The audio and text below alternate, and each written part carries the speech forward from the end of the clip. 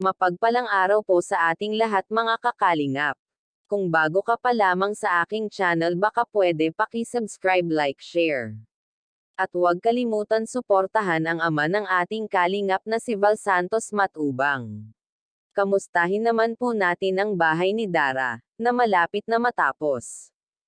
At malaki itong bahay ni Dara. Sinadya talaga ito ni Kalinga Prab na palakihan para naman pag-uwi ng mga kapatid niya at papa ay may matutulugan ito. Sa Dirty Kitchen naman ni Dara ay sinadya ni Kalinga Prab na palaki-lakihan dahil mahilig daw umano ito magluto.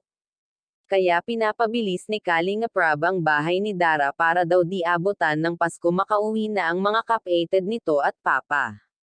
Para maging masaya naman itong si Dara kahit sandali lang gustong tuparin ni Kalinga Prab ang wish ni Dara na sana sa paglipat nila ng bahay ay sana buo na umano silang magkakapatid at sana pati si papa nito kaya kahit na maulan ay walang tigil ang mga trabahador ni Kalinga para mabilis itong matapos sa mga manonood may nagsasabing sana sa loob ang kusina ni Dara.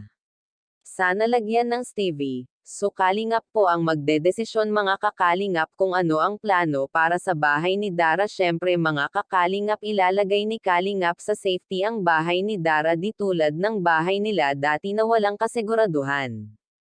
Dara dinalaw ni Joy at Roseanne ang bahay tinignan kung ano itsura. At hangang-hanga nga itong dalawa dahil maganda daw umano itong bahay ni Dara.